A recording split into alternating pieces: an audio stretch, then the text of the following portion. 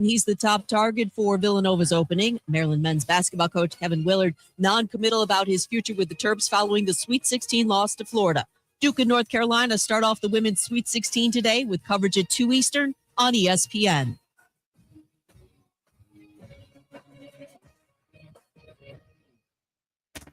Mike Rowe here with a quick question. Is your concrete sinking? Whether it's your driveway, sidewalk, or patio, those uneven surfaces are not just ugly, they're dangerous. That's where AFS comes in, a groundworks company. They use state-of-the-art concrete lifting solutions to prevent tripping hazards, and they're the best at what they do. Schedule your free inspection at afsrepair.com/row. And while you're there, check out my latest dirty job. It's a good one. Licensed in all states where work is performed. See website for details. From Coleman to Fayetteville and all points in between. John, pull the hammer back. Smokey's coming at you in a plain white wrapper. 97.7 ESPN, The Zone.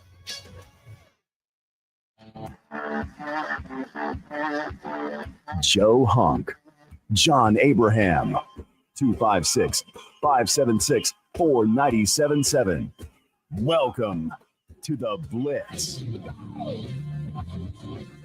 Welcome into a Friday edition of the Blitz. John Abraham, Joe Hunk. You know the deal. Joe, I'm seeing you still got a little bit of problems over there with your boom, but don't make it a big deal. Just don't make it a big deal. I don't know why Scott didn't complain about it. We could have gotten this figured out. You should have already knew. Hope you're muted. You know why Scott didn't complain about it? Because he's 7 feet tall. And when you go like this, it stays up. Oh, that works nicely, actually. Either way, welcome into the show. Joe's going to figure that out. We're going to figure out what the Tide need to do moving forward, as well as what the rest of the field in March Madness can do moving forward. As there's a lot of history to be made in this year's March Madness. Although we're not getting the same Cinderella stories as we have in years past, Joe, we are getting historical matchups. And some of these are going to be the best of the best. Whether we wanted to see maybe a VCU push this far or a UC San Diego, we're still getting the best of the best. And on top of that, some of our favorite teams, including Michigan, Auburn, Alabama, Kentucky, Tennessee. Shout out to the people listening up in ESPN Winchester, because we got a lot to talk about Tennessee teams today, including the Tennessee Titans. And it's not about who they're going to draft. It's about their uniform changes. I knew you would talk about that. Joe, you know me, bro. I love myself some good style in sports, especially in football, because it's like they're Halo soldiers or something like that. No, I know. It's all right. It is also. It's funny with Michigan and Auburn. They have literally not played each other since like 1993. Oh, jeez. Like, it is amazing. And Michigan State's the same way. If Auburn beats Michigan and they play Michigan State, they've only played Michigan State like one time. Mm-hmm. And not just like one time period. Like, it's kind of crazy to think about how few of times these teams have actually played. But at the same time, last night, it was absolutely outlandish. It was outlandish before the Havoc game even started. Yeah. There's the girl that she sits to like the right of where Steve is to broadcast the games. And so I'm always sitting in the press box doing like the final preps for the games and all that. Mm-hmm. And so she comes up and gets her laptop set up and she turns on the Bama game, and we're watching it because it started at 6. Havoc didn't drop the puck until 7:15. Yeah, can we just appreciate how amazing sports day yesterday was? Because Joe, it was amazing. When I was working, like I got home, I started working some more. I turned on some baseball, and like I gotta admit, man, baseball is the best sport to work to. And then whenever it came to, the games are coming to an end. Of course, the Braves lost. The Yankees won. Let's go. I wish the Braves won. Let's just be honest. The Yankees won just because there was a pitcher on the mound that had a beard.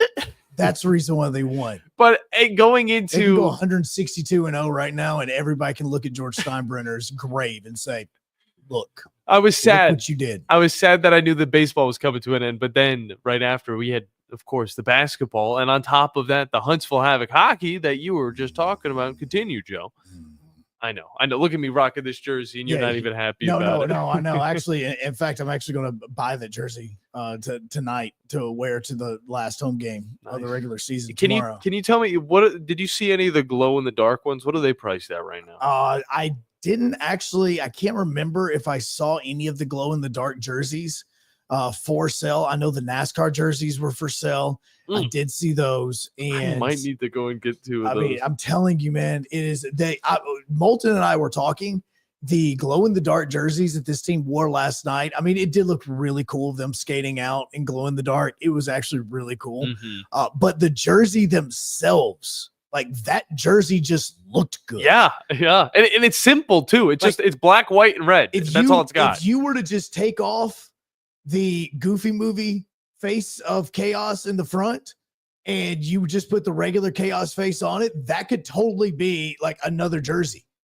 It really genuinely could. Like I don't know what really does. It looks that good. Regardless of if it's this guy or the logo that they're rocking with their throwback futuristic, I don't know. And they switch it up with that one. That I would be fine with that logo being just solidified because I just love the visor. They're wearing alternate jerseys for the next 2 nights. Tonight's jersey is going to be very loud. It is Margaritaville night. Yeah. So you're getting a Margaritaville night jersey. Drink responsibly. You may need to drink a lot. And there is tomorrow night is going to be military appreciation, which they just debuted their military appreciation jerseys. They put them out on all their social media feeds. So that's going to at least be the uniform over the next couple of nights. There's a lot with the Havoc that I definitely would like to talk about at some point in time through the show. It's not a place to talk about it in the very beginning because Alabama has advanced to the Elite Eight, and the Havoc stuff is going to be something that we'll probably save for the second hour with that, because there's a lot of layers to this. There is absolutely a lot of layers to what's happening over at the VBC right now. And yes, we did have another hole in the ice last night. No, come on. What's up with all these holes in the ice? I saw it when it happened too. What is this? Ice golf? Happened. Like, is this Tiger Woods' next endeavor? Here's the thing. I took a picture of it after the game last night. Now, again, there is a reason for why we always get a hole in the ice. And that ice is brand spot. new. And right now I'm trying to show this with my mic that's limp. God, I hate a limp mic. I'm trying to show this right now on WZZN TV. You can actually look at it just off my phone because I just took it. This is what I took this picture right as I was leaving the ice. Okay, I'll zoom in last night afterwards. Let me see if I can get this closer to you. Yeah, let's see. So we're going to try to we're using our brand new technology. I could have just uploaded the image to StreamYard. You could have, but you didn't know you were getting here. I didn't know I was going to talk about this right now. Looks like a gash. It does. It's a massive gash. And you're going to see the gash tonight. And the reason for that isn't because the hole is still there. It's because when the bull player made the cut on the ice, it literally went down to the paint and it chipped the paint up. So that darkness you're seeing is the floor. Gotcha. So that's the reason why it's going to be there tonight. It was the first blemish, man. It's like getting a brand new car and then somebody scratches it with like a buggy at Walmart or something. And you're like, come on, I just got this car, man. Jeez. It did. And I saw it when it happened. And you don't have insurance on it either. No, you don't. And so I looked at it and when he made the cut, I saw the darkness and I thought, maybe that's not what I think it is.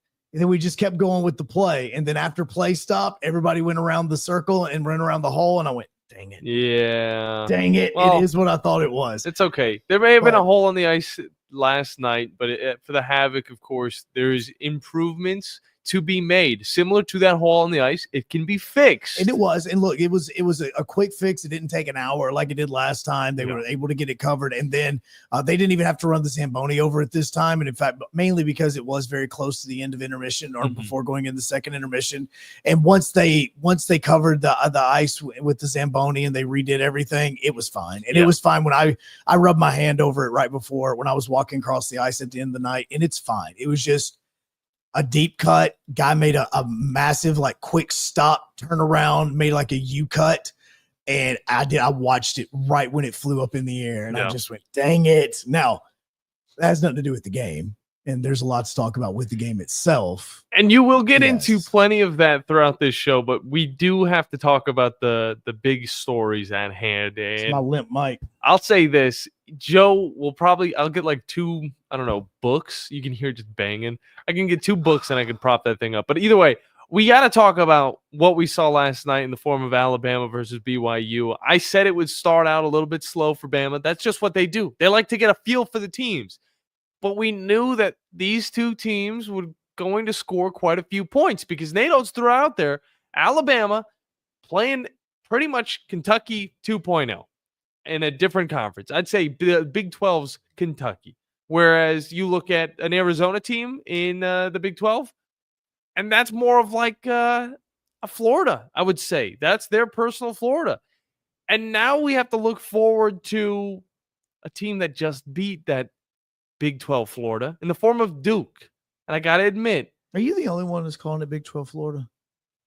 I came up with this myself. Okay, just I had making these sure. I'm just double comparisons check- coming I'm through my just- mind. I'm I had just- these comparisons coming through my mind. I'm No, just I telling can't you. question it because again, I had to watch everything in retrospect. Yeah, no So doubt. I'm watching the game and I was talking about like we were up in the top and Yeah. all I'm doing is seeing I'm getting ready and I'm putting my mic on and I'm running my cables through my, jersey and everything. And I'm sitting here going, and next thing you know, the girl for the Havoc goes, "Oh my God, they just made another 3." It was to the point, Joe, where I was like, they can't keep getting away with this. It's And so- they kept getting away with this. And it was so funny because she goes, "I swear, I think that's 14 threes that they've made." And I went, "Already?" Yeah. And she Oh, says- honey, there's a lot more she to goes, come. She goes, "Yes." And then about that time, I looked to my left and Moulton had his headphones on because he was doing his mic check. Mhm. And he goes, "Well, my God, they've made 14 threes." And I was like, "Oh, wait, Moulton, you can't hear us right now, can you?" Because she literally just said it. And it was a millisecond beforehand. Yeah. And he had the game going on his. I had my game going. I had the game going on my iPad. She had it going on her phone. And we're just sitting and watching this happen. And I'm just thinking to myself, that is beautiful. I don't know what it is. I love a dunk. Everybody loves a dunk in the NBA Mhm. and in college basketball. Man, I just love watching the team shoot. Yeah. Like I love seeing a good team shoot, But man. it's also the reason why not a lot of people watch the NBA. It's because that's all it is. Do you realize? Like that's the thing. Do you realize how hard it is to make a 3 from 30 feet away? And I understand that. Do you also realize that Alabama still could have won that game if you took away all of their 2-point shots? Alabama shot more threes last night than BYU did free throws and threes Golly. combined. Look, Like okay. I'm thinking right now, let me see. If you're going to shoot from the 3-point line 50 plus times, you better be scoring half of them. Look, I'm sitting right now in this studio and looking behind you at that door is I would say that's probably about where a 3-point line would be. Do you realize how hard it is to try to make a basket from here to there? Brother in Christ, I've played pickup basketball with the boys, literally with the Christ at church. I'm trying to figure out where you're going with that. I've played basketball before, Okay, Joe. I mean, I'm just First I'm not time- talking about you. First time whenever I was at a new school, all right? I was just standing. We were playing a lot of that. What's that one game where you got to throw it and then the person behind you throws it and whoever, like, if the guy behind you makes God, it first. I remember that game. I never knew what the name of it was. Either way, we were playing that game. A ball Pissed comes, you off, man. probably something like that. No, it's not the name, but it does. A ball comes my way, all right? And this is how I solidified my legacy at this brand new school, all right? The ball came my way. All right. His PE shorts are hanging in the rafters. It was either my triceps that I have because they were massive, or it was what I was doing, my coolness. All right. The ball came my way, Joe. I picked this ball up. I'm just joking. There's like, pass the ball. I'm like, all right. I shoot the ball. I get it. I've done a 3-pointer before, but to do it at a consistent rate, different story. What Alabama did to BYU to make them shoot 20% from the 3-point line is absolutely ridiculous. This is a team that shoots from 45 to 50% all season long. And for Alabama to stop their offense from pretty much existing and just keep churning out the 3-point shots with themselves, they didn't even have to worry about the defensive play. No. If you can shoot 23 3-pointers, you don't have to worry about defense. they're going to need to worry about defense against Duke, though. All right, let's go to the phone lines. 256-576 977. Dennis, welcome in to the Blitz. How's it going, man? All right, Joe. How about yourself, man? I'm doing well. No time, no call. A lot of coaching changes going on. You are correct. My favorite time of the year, man. I tell you, Ross Hodge going to West Virginia. What do you think of that move? I think that he's going to use a moving truck to go to West Virginia. I think that's probably going to be the best option for him. Yeah, I do hope he does a good job up there, guys. I tell you, that other coach left after 1 year to go to Indiana. Darren DeBreeze is there. Tim McCollum's at Iowa now. And what do you think of Richard Pitino going from New Mexico to Xavier? I mean, I think that he's going to be able to move up in there with playing at Xavier. I think it's a much high profile gig, but I also don't think that if he does win there, that he's going to be there for a long period of time. I mean, he's just got that name. Like just his name alone is going to be able to create a path that if he's there for 2 seasons and he has Xavier Sweet 16, Elite 8 or anything, like he's going to be gone from there because you're going to be moving him up once again to an even bigger job. Because Xavier now Xavier, I should say, isn't the type of job that it has or once was. So that is kind of like one's like saying like, hey, it's a stepping stone gig. It's a better stepping stone gig than what he was at, but it is still a stepping stone gig. Yeah. I have a question to ask you. You know this better than I do, Joe. I know you got University of Alabama in Huntsville. Yes. I want to ask you about down the road. It'll be plenty of years before they do this, maybe. Do you think they'll ever field a football and a Division I basketball team up there? All right. So the Division I basketball, I don't really see that just because there's a massive commitment to that. There is. I mean, like, it's not just the basketball program that you would really want to. I mean, you can do, hey, the baseball program and the softball program can be D2, Right. You know, like say like Villanova, for instance. Villanova is FBS level in basketball, but FCS when it comes to college football. Right. You know, To get away from Nova, I think they would. yeah, then they have to deal with a different Nova. Yeah. Villa. And the reason I mention that, Joe, is because it's sort of under the radar. I'm sure not many people's talking about it, since Huntsville's the largest city in Alabama now. I would figure if you have a lot of people from out town, some go to University of Alabama, Huntsville.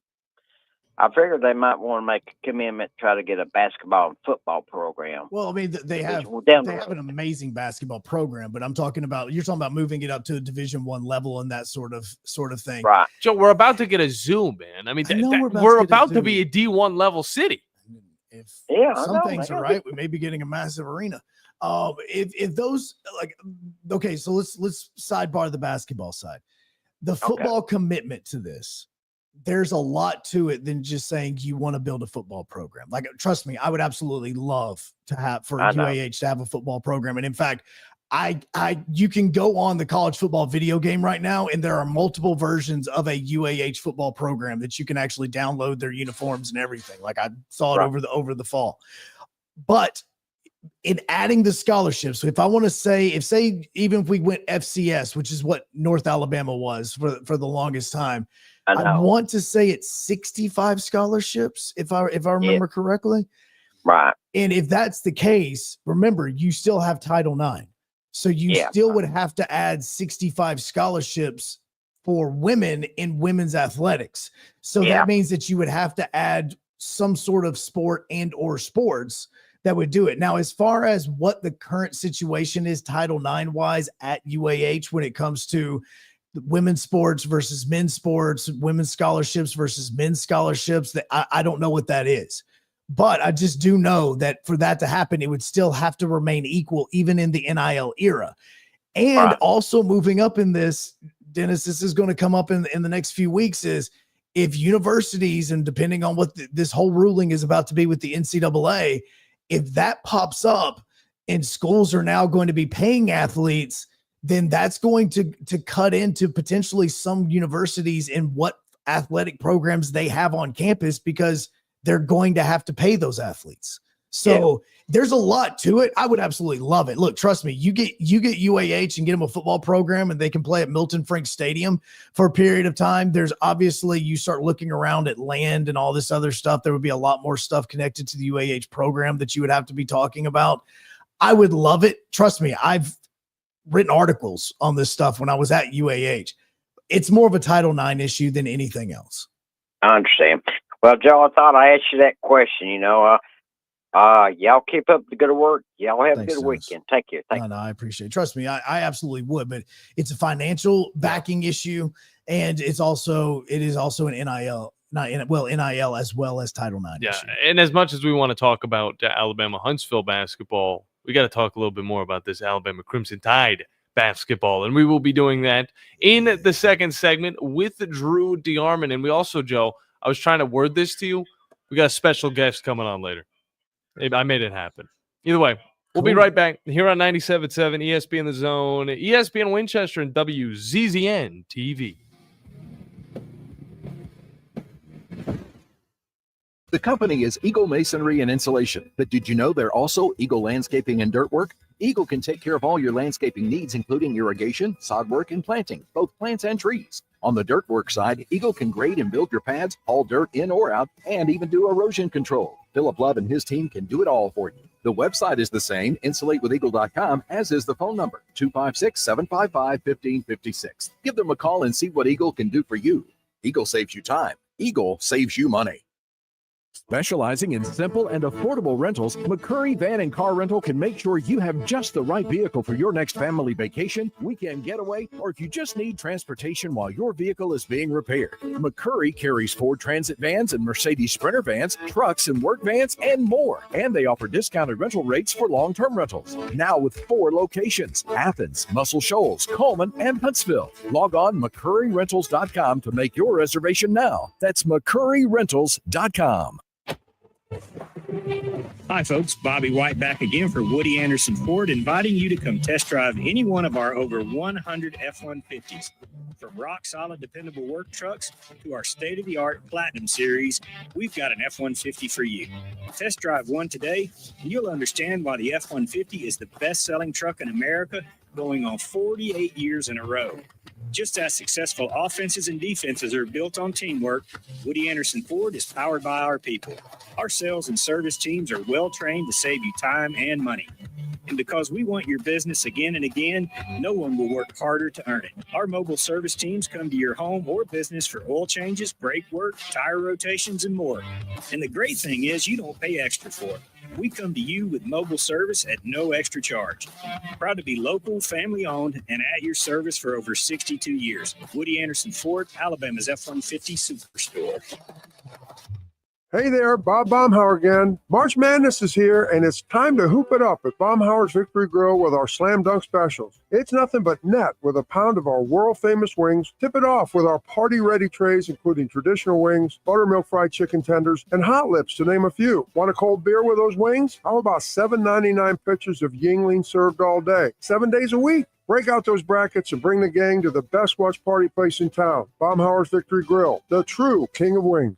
Have you discovered Good Company Cafe? The place for breakfast, brunch, lunch, and so much more. Enjoy brunch all day and pair with one of our many seasonal refreshing drinks, including alcoholic and non-alcoholic options. Choose inside or outside on our gorgeous, spacious, dog-friendly patio. And have some fun with friends playing yard games in the courtyard. See catering, to-go options, and lots more at goodcompany-cafe.com. Good Company Cafe, 7500 South Memorial Parkway.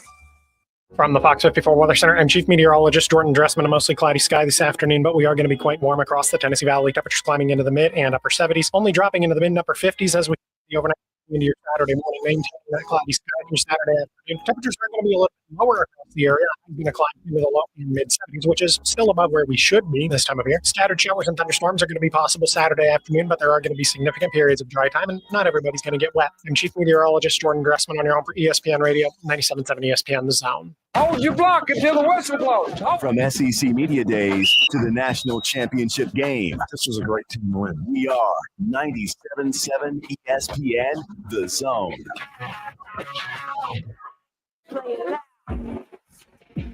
Yeah. So in to the Blitz, John Abraham, Joel Hunk, and now Drew DeArmond hopping on with us to talk a little bit more Alabama basketball. As we were getting into it just moments ago, but we just touched the surface because, golly, that was a big onion in a good way, a tasty onion, maybe like a blooming onion Drew last night in New York. Well, onions 25 times. That's what that would be. 25 of 51 for 3 from Alabama. It was pretty. It was. I saw the game where they beat LSU in its second year in Baton Rouge by 30. They made 22 threes that night. This was an amazing performance. They over 70 plus % of their shots for the game were from 3. The amazing stat that Nick Kelly came up with was, guys, if they don't make a 2-point basket, you take away all the twos that they made in the game, just count the 25 threes, the free throws, they still beat BYU. Yeah. So that's pretty amazing. 25-point win, 113 to 88. It does sound funny to say they played good defensively and gave up 88 points, but they did a really good job of making BYU off the 3-point line. They held them to 6 made threes, 6 of 30. Most of those were when the game was decided, at least half of them. Yeah. So they did a really nice job of defending the 3-point line. They out-rebounded BYU by 1, 37-36. And then they cut their turnovers down. They had a few early, but they settled in. And I thought they did a really nice job of just, systematically dismantling BYU. BYU went under on the screens a lot. Alabama knew that. I thought early in the game, I said this on Talking Ball, that I thought LeBaron, Fallon, and Sears weren't being aggressive enough from deep. But as soon as, after the opening brick, and, Brian Patrick talked about that from Sears, he made that second, made 4 in a row, and then he just got rolling. Then, when, LeBaron banked one in, his second made 3 of the first half. And then you get Youngblood going after he got off a little bit of a slow start, and Aiden Holloway. It was just a runaway train, no doubt about it. Alabama just was overwhelmed BYU wasn't athletic enough. And then another thing, too, I thought Cliff Amore, he had 10 and 6 rebounds. Grant Nelson had 6 and 10. I thought both of them played really well under the radar, because so much of the focus was on the guards, how well, the foursome of, Sears, Aiden Holloway, Chris Youngblood, and Fallon played. 2 bigs, really good, really solid, and they had an advantage. BYU's not an overly big team. Their bigs just didn't match up well with Alabama, and the Tide get a relatively easy win and a historic performance. I mean, anytime you bring up 1990 Lyle Marymount, I still remember where I was. They tragically lost St. Gathered, and then that run they went on. When you break a record like that, I remember that game where they blew Michigan out and just couldn't miss. So for them to play at that kind of last night is pretty amazing. And now you get just a heavyweight gargantuan matchup. It'll be 7:50 Central tomorrow night, and that is the Alabama Crimson Tide and the Duke Blue Devils. What I had in my bracket, I felt like it was one of the 8 best teams in the country. I felt like they were going to be in Duke's bracket. Now you see how you can match up against this Goliath, and Duke is legit. They haven't played the schedule Alabama has. Alabama's played the number 1 strength of schedule in the country. This roster was put together to win games like this. It's going to be fascinating to see, because you're going up against the best player in the country, and Cooper Flagg is going to be the number 1 pick in the draft. Con Kniffel, another freshman, is going to be a first-round pick. Paula Watt, center, is going to be a first-rounder. They'll all 3 be one and done. But they've got Sion James, the transfer from Tulane, who's a really good guard, a lot of toughness to their team. They've got really nice pieces there. They got a lot of experience on the squad around those freshmen that are really good. I got to give John Farrell a lot of credit for how he built the roster. But I do think Alabama can beat Duke. I mean, it's going to take a great performance, no doubt about it. But, Duke shot 60% last night. Alabama shot nearly 50 with 25, 51 for 3. I don't know if either team will shoot that way in this game coming up Saturday night. It's a short turnaround, but certainly I think it's a great gargantuan heavyweight matchup. And The only thing negative that happened last night from an SEC perspective is Arkansas choked on sauce because it should have been 3-0 for the SEC with 3 of them in the Elite Eight, but just didn't happen. Yeah, and it started off so well for Arkansas and John Calipari. First off, just testament to them, they were able to get this far after. The 0-5 start. I mean, if you're that close to the Elite Eight after that disaster where it didn't even look like you're going to be a part of the tournament, that makes it hurt even more. But still, a good job by John Calipari to get that team straight. And don't forget, they didn't have that zero. Their lead score did not, play in the NCAA tournament. So to do what they did is pretty astonishing. But just let that get away from you. Couldn't convert on the free throw line and defensive breakdowns down.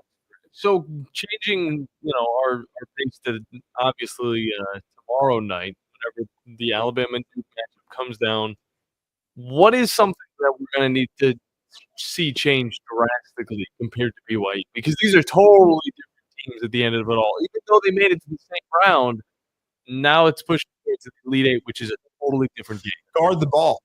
You got to do a better job of guarding the ball. I know part of Alabama's defensive strategy was to run BYU off the line, but you've got to guard like they did against St. Mary's and make every shot tough, whether it's inside, outside. You got to be, they have to guard. Alabama has to have one of their best defensive games. Stay locked in, stay solid, be physical. Just in other words, on all the curls and all the bumps, be there. Do a nice job. I know Duke switches a lot. We'll see how Alabama handles it defensively, but they've just got to be sticky. They've got to, contest the three for Duke. Don't let guys like Con nipple wide open. You can't do that. You're not going to completely stop Cooper Flag. Make him, work for whatever the 15 to 20 he gets, and make sure it's not 30. And then offensively, Alabama has to take care of the ball first of all. If you turn it over against Duke, it's going to be death. And they have to rebound. They did out-rebound BYU by one. But they won the battle on the glass against St. Mary's significantly. They did not significantly against Robert Morris. They have to win the battle on the glass against Duke to have a chance to knock them off and go to back-to-back Final Fours, which would be astonishing. And, maybe we might end up in some Never been there. Me either. Never been. It's just a little bit farther than Dallas, right? Yeah, we were in Dallas. Closer than Dallas? Well, I mean, I've only been to Texas once. Come on. Well, I mean, I both times I went, I was in the Dallas, Fort Worth area. I have not been to other parts, but trust me, John, you saw a very small part of Texas. That is the biggest state of the United. I mean, you think, I got a hair up my ass wanting to go to Allen, Texas, to see a high school football game when I was there. When I flew, one of my listeners actually flew me out to cover that Wisconsin Alabama game. And when I got there on a Friday, I was like, "Man, maybe we go see Allen play." And I look on a map; it's like 600 miles away. That's what I thought. My geography is still pretty good right now. No, what's really creepy is Dallas is actually exactly 666 miles away from Huntsville. Oh, wow. Dayton City, then. Yeah. That's what they call it. There we go.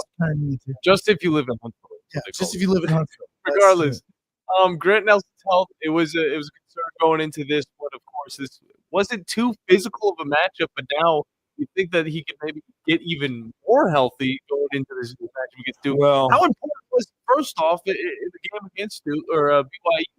Oh, he was great. I mean, he had 6 points, 10 boards, block at the end of the first half to preserve the 11 points. It was a huge under the radar play. He got several offensive rebounds, kept the ball alive, deflections. I thought he was just really, really good. I think he and Mo Body are probably going to have, and even Darren Stevenson to a degree, you're going to have to rotate guys on flag because he's going to get calls. And the one thing Alabama can't do, they did a good job of just shooting through it last night. The officiating was a lot tighter in the second half against BYU, but they just continued to play. You're going to have to do the same thing against Duke because Duke's going to get some calls, but you got to be able and earn your own. And so but I think they'll rotate guys on flag. Alabama does have the athleticism to do that and the depth. Darion Reed could even give him a few more minutes. We'll see. He usually had 2 rotations in the NCAA tournament, 1 in each half. But they, as Nick said, they're as healthy as they've been in a while. They got 10 guys. And And then, Cliff Amore, who's been, I think, maybe you could argue the most consistent player for Alabama in the NCAA tournament. He's going to have Mallow Watts is considered a lottery pick. This is a chance for Cliff to make some money, and this is the whole reason he came to Alabama. Rutgers was not an NCAA tournament program. He came down to the playing NBA system to showcase his talent. He's been a much better fit than Nick Pringle, who was place. Much better hands, free throw shooter. He did a nice job last night. He had 10.6 boards, a couple of blocks. He did a really good job of rebounding traffic, and they're going to need a yeoman's effort from him. Moaga and Malawatch coming, or Gongba or whatever, Malawatch, the two bigs for Duke. They're going to have to battle on Saturday night, and Aiden Sherrill as well. Aiden made 2 threes. So, everybody was making them last night. But who knows? You stay hot. I saw Providence go to a Final Four and shoot like this back when they eliminated one of Alabama's best teams in '87 under Rick Pitino and some dude named Billy Donovan. And they stayed hot, and they went to a Final Four. So Alabama's just got to continue to play with confidence and understand that this number one strength of schedule that they played should help prepare them for a challenge like Duke, guys. About that. Drew the Army, you hear him every morning here on this station on Talking Ball. This guy Tyson does a great job. And this is kind of like an encore to that show to get everybody up to date on everything that they might have missed in those first 2 hours of programming. But Cliff Amore, absolute beast. I feel like I'm watching him dunk more than I've watched any other player. I feel like he really picked up the touches as well as the alley-oop attempts. But Joe, what do you got for him? Well, I'm also curious about some of the games happening tonight. Right. Obviously, it's not just Alabama that's in it. Obviously, we're focusing on that, but you have Auburn versus Michigan. You also have as Tennessee and Kentucky all playing tonight. Like in that, how are you feeling about those? I'm feeling a sweep for the SEC. I really think Chris Beard is an elite coach. I love Tom Izzo, man. I got one of the best things that ever. My fondest memories for me with the Huntsville flight, the 3 years I was with him, is my favorite player of all time that I ever got a chance to be around with Teen Cleaves, who won Tom Izzo's only national championship. He should have given one to Huntsville as well. I don't really want to talk about that. Still bitter about it. But, Teen was a winner. And I've always Izzo. If you ask Nate Oates, his biggest influence in coaching, at least one of the top 2, is Tom Izzo. When he was at Wisconsin Whitewater Division III school, he would come see Izzo all the time. Izzo burned on to NATO. And I love Tom Izzo, but I just think Chris Beard's elite. This whole team, I remember when I was there on Press Row when they dismantled Alabama in the second half when in Tuscaloosa. Everybody was panicking. How can you lose to Ole Miss? Well, now you see how good Ole Miss is. They've got a chance to make history and get to the Elite Eight. I think it would be the first time in the history of the program. So that would be a huge win for Chris Beard. I think it's a good matchup. I think Sean Padulis played really well. Don't forget, here's an underlying thing with Ole Miss. They don't have a side. Malik Diaz, transfer from Belmont, they're one inside guy, really. But they have 10 players. This is an old team, 10 that have scored 1,000 points, that have a ton of experience. And so this Michigan State team's a little younger because Richardson and some of those guys, but I think Ole Miss has got a good shot. And then I like Auburn. I win a classic, a 76-72 type game over Michigan. I think it's going to be a really good game. And then I really think, of course, we know that SEC is going to win here. But between Tennessee and Kentucky, they can both come forward. Look, I just think, I give Kentucky all the credit in the world for beating Tennessee twice in the regular season. But I love how the Vols are playing. I love Kai Ziegler and what he's about. Chaz Lanier. Milicic is the one that's the key. He's got to play well tonight. He's got to be a junkyard dog. He's got to rebound. I think their other two guards, Gainey and Bayshak, are really good. I just think on this neutral floor in Indianapolis, Indiana, I think that Tennessee is going to get it done. I think they're going to find a way to beat Kentucky in another classic game and get to Rick Barnes' second straight Elite Eight. And I've got Tennessee going to their first Final Four. I got them knocking off a really good Houston team. This would be a breakthrough. Rick went to one Final Four with TJ Ford in Texas back in the day, but before he got Kevin Durant. But I just really think this is a great opportunity. I think Tennessee is playing at a very high level. Quote that, Joe. Quote that. Right now. Quoting it right now. Yeah. Everybody knows how much I love the Vomit. As you're literally sitting here wearing all Alabama gear. Here's the great thing, though. Man, I got a text from a coach. He said, "This is heaven for you. You're going to wear like a Duke hat and Bama gear and maybe Duke shoes." I sent him a picture from the studio. I said, "No, man, it's Bama all the way." You keep it synchronized. I've never seen him miss the match colors out there. Yeah. I mean, I know early in the week, Joe was talking about Bama playing in the Madison Square Garden about over a decade ago with Anthony Grant. Levi Randolph was part of that game. Duke won by 10 or 12, I believe. And there is a picture out there of me in a Bama jersey and a Duke hat. But I was rooting for Alabama, but you just don't, you detest your opponent. Mm-hmm. You have the utmost respect. I do for Duke. I've been a Duke fan for a long time, but this is about the Tide trying to get back to the Final Fours and put your best foot forward trying to win a national championship, no doubt. And hey, guys, you guys do a great job with the audio, streaming, everything in our video and our YouTube channel.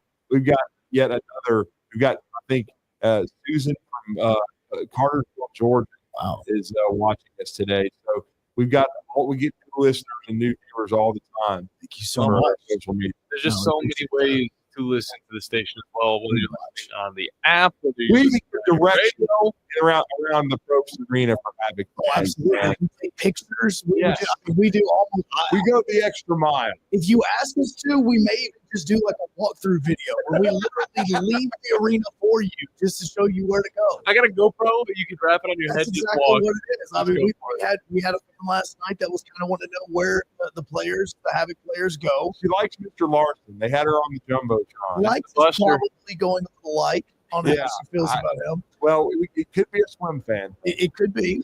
We hope not. You have 525 messages on your answering machine. This is an old movie. Oh, it's early 2000s. Oh, yeah, absolutely. It goes for like a swim. It's like, for like 30 minutes. He goes back to his phone, and it's like, your voicemail is full. Your text messages are full. You have 1,422 of each. And you're going, how is that even possible in the 30 minutes I was in the pool? Like, how is that even me trying to get guests on a time? Just blowing them up on that. It's not swim fan. That's doing your job, okay? It's infatuation. It's not her, though. Yeah. And so she was wanting to know where the players come out because a lot of the fans will go down after the game and they will get autographs. Well, again, also it does kind of depend on the outcome of the game and everything else. And last night was not a happy night. So I don't know how late it was, but yeah, I literally said, "Look for the gigantic bus," and she saw. She said, "I know where I'm at." I was like, "That's exactly where you need to go," because those players and Havoc players, they come out different doors in the same area. Well, Drew, before we get you out of here, I want to ask you, there's been a lot of history made in this final or this Sweet 16, this March Madness. Even though we don't have those Cinderella teams, what left do you think is going to happen? What other history do you think might be made in this weekend? Well, I mean, it's still possible. If Alabama, it would be considered an upset if they could beat Duke on Saturday and the Gators get it done. That's two. And I do think Florida's a definitive favorite over Texas Tech. Yes. And then you talk about Tennessee or even Kentucky. So they could at least equal, the Big East and what they've done. And what they did in 1985. So that's exciting. No doubt about that. I think if you could get 3 of the 4 in the Final Four in the SEC, I mean, how astonishing would that be? I mean, well, and you could sweep if Auburn gets out of there, and beat Michigan State or an Ole Miss. What if it's an All SEC final? What would be the cool thing? And I would just want it to happen. I try not to say it because you would think the absolute best case would be 3 out of 4 to equal the 85 East. What if everything did happen? And it was like a dream. And it was what you basically saw in Nashville in the SEC tournament. And you had Auburn, Tennessee, Alabama, and Florida in the Final Four. To watch the rest of the country's heads explode would be amazing. Just like that. Well, and the thing is, it's not like it is something that we have been planning for decades and decades. And it's like, oh, yeah, this needs to change. Like, you've got 14 teams in, and you're sitting here and you're looking at a conference that gets to the Final Four, and it's because they have made an effort to change and to focus on basketball. And again, like Alabama, for instance, and I say this, but Drew sitting here, it's not like their arena is the most beautiful place and the most updated facilities in the world. Some people match it. Well, and honestly, rightfully so, because they work, which they're trying to do, but they need money for that. And so it's a lot of this is happening, and your Alabama's getting players like this. You're seeing Tennessee being able to make the resurgence that they've been able to make. All of these things have been because they've made active focus on the basketball program to get away. It's not, look, the committee is not SEC biased. They're not like it wasn't 14 to 17 people in there with SEC ties. Like you have to put every team in. It's not their fault that right now there's only 2 teams from the north that are playing in this thing. And right now, I think worst case the SEC get 2 teams in the Final Four. I really think there's a solid chance that could happen. There's a chance of none, and then they immediately celebrate. But I think worst case for me is 2, and it could be 3, and ecstasy would be 4. I mean, that's never happened. But I mean, crazy. And the crazier thing would be Alabama and Auburn playing a third time for the national championship. I mean, look, be in San Antonio. I mean, that would be completely off the wall. I mean, if you're in San Antonio, Texas, and we saw the classic, the last one in Auburn, if you're playing for all the marbles. Now, I'm still sticking with Florida Gators. I mean, I until I see Alabama play Duke and watch them go head-to-head with them, the only team I've seen Alabama play this year where I thought, oh, man, that team is definitively better than Alabama is the Florida Gators. Mm-hmm. I think they're elite. And they had trouble with Connecticut round 2, but that was a 2-time defending champion. Mm-hmm. I thought they systematically pulled away from Maryland last night. So we'll see. And do I think Alabama could beat Florida on a given day? Anything's possible in basketball for one game. But I just, from watching them play in Tuscaloosa and in Nashville on television, that Florida is just as good as I've seen. And that's why I still think it's the best team I've seen. That's why I've watched Duke, not against Alabama. I want to see the Blue Devils. But right now, I still think Florida may be the best team in the country. Still so hard to gauge Duke, even though we know that they're at the top of college basketball. It's still so hard to gauge them. Regardless, Drew, we appreciate you as always. Next time we talk, it's going to be one of 2 moods, honestly. But regardless, we're going to have a great finale for this basketball season. It'll be the Final Four, guys. Mm-hmm. Yep. Wow. Maybe we'll even do it on the road. Let's cross fingers and toes. I can do that. Oh, everybody's heading to San Antonio. Oh, cowboy hats on. We're eastbound and down. Is it westbound and down? It's the first one.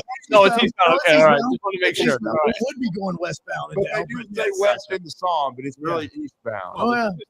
Well, no, see, remember that we on the trip to the SEC Media Days before you were back, we indoctrinated John into she saw Smokey in the band. It's freaking amazing. I told my girlfriend afterwards. No crap, it's amazing. Very good. We gotta go off into a break. I have Netflix is awesome. Yeah, it is. I have my bracket that I'm going to break down a little bit. So yeah, not to compare with yours, Drew's. I know yours is probably pretty good. If you picked SEC teams, well, going into the weekend before it started yesterday, I had 7 of the Elite 8 alive. Gotcha. And all those teams are still alive. My Final Four is still alive. I mean, from the standpoint, I had Alabama and Duke. I hit that one straight on the head. And then I had Florida in the Elite 8. Now, I didn't have Arkansas or Texas Tech, but hey, it is what it is. It is what it is. We'll take it to the final break. Oh, I moved up. Oh, good job, Joe. I moved up. Oh, geez. Okay. It's going to be very nice to follow that up in the next segment. This is Brent Musburger's Beast in Action update on 97.7 ESPN The Zone. AI-powered betting models to help you make sharper picks during March Madness. Free 7-day trial available now at rhythm.com. That's RITHMM.com. Auburn Tigers playing today in the Sweet 16 at the Prudential Center in Newark, New Jersey against BYU. The Crimson Tide laying 5.5 points, a total 175.5. The winner will get either Duke or Arizona in the East Region Final. Duke, the 9.5-point favorite over the Wildcats. Auburn Tigers meet the Michigan Wolverines at State Farm Arena in Atlanta in the South Region semifinal tomorrow. The Tigers, 9.5-point favorite, 153.5 total. Michigan State, 3.5-point favorite overall. It's in the other regional semifinal. Braves at Chris Salem amount, $1.30 favorite today at San Diego. For more, go to VSIN.com. Mike Sennett, 97.7 ESPN The Zone. The state's largest orthopedic group is growing to meet the needs of patients in our community. The Orthopedic Center has long been the most trusted name in orthopedics in North Alabama. So as our area continues on the fast track, so does the need for premier orthopedic care anywhere and anytime you need it. TOC is proud to announce the opening of our new locations in Albertville and Hampton Cove, along with the grand opening of our newest office in Decatur. These clinics will offer the same high-quality orthopedic care you have come to associate with TOC, with the convenience of being closer to home. As a patient, your time is your most precious asset, and we recognize that at TOC. That's why we are also proud to announce the opening of our urgent ortho clinics to handle those bumps and bruises that need prompt attention. These clinics are available to care for acute orthopedic injuries with no appointment necessary. With 38 physicians, 20 centers of excellence, and now more than a dozen locations to serve you, TOC will continue to be the name you turn to for the best orthopedic care at the right time. Visit our website at visittoc.com for more information. TOC, helping you live a better life. When you call most roofing companies, all you'll hear is, you need a new roof. Not when you call Fleming. At Fleming Roofing and Restoration, we're focused on your needs, whether it's an easy repair or a full roof replacement. Folks around here have trusted Fleming since 1965 for all their residential and commercial roofing needs. And as the area's storm damage experts, Fleming knows all the ins and outs of the insurance claims process. Log on FlemingHSV.com to schedule your free estimate today. Fleming Roofing and Restoration. We show up. Hey folks, this is Arthur Seaton, managing partner at University Kia, proudly saying Roll Tide and War Eagle. Stop into University Kia today and shop one of the area's largest selection of new Kias, including Fortes, Seltos, Telluride, and Popular Carnival, and fully electric EV6. View all the great specials at universitykia.com and get pre-approved in minutes so you can drive home your new Kia if you really want, because we want to see you in a University Kia. We aren't a winning school. We are a championship school, and we make legends. Join the Crimson Tide as they look to continue to rise to the top of the NCAA basketball mountain.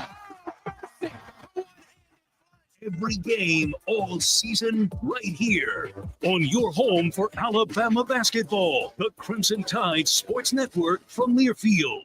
I'm here with Stan McDonald of Jacob Title. Stan, I've heard that every real estate closing at Jacob Title is a very big deal. Why is that? Wes, I'm reminded of a very impactful statement that I heard from Coach Gene Stallings years ago when he talked about big games and little games. He said he didn't like that comparison. He says, because try losing one of those little games, and if you ever do, it ends up being the biggest game all year long. Well, it's the same thing with real estate closings. Every game, every closing is a very big deal at Jacob Title. Because when it's your closing and your contract on the line, it's a very big deal, and we understand that at Jacob Title. So it sounds like whether your client is a first-time residential buyer or a multi-million-dollar investor, they can expect your A game. That's exactly right. As a matter of fact, when you bring your real estate closing to us at Jacob Title, we understand it's all about trust and confidence. And when Stan McDonald tells you that a chicken dips snuff, you can look under his wing for the box. And like Beams likes to say, there's no doubt about it. Tom Luganville here from my friends at Woody Anderson Ford. Bobby White and his team take great pride in their service department, and you can see it the moment you walk into those beautiful new service lanes. And just like a championship team, they all work together to make sure your experience is second to none, whether you drive a Ford or not. Also, check out the gold certified pre-owned inventory at Woody Anderson Ford for great deals every day. Stop by and see them at Jordan and Sparkman or at Woody Anderson of Madison on Hughes Road, or visit WoodyAndersonFord.com. I'm here with Thomas from Talent Heating and Air. With the temperatures going up and temperatures going down right now, now is a good time to get your heating and air system looked at. Thomas, when somebody calls, you guys answer. That's right. The phones are staffed by us. They're manned 24/7. We're ready to come out and take care of you that day.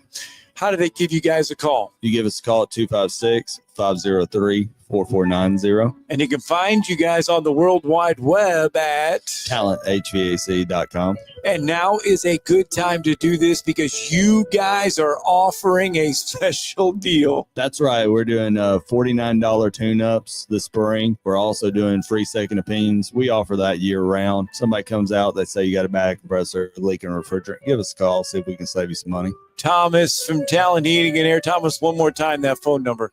256-503-4490. AL certain number 21014. Hello and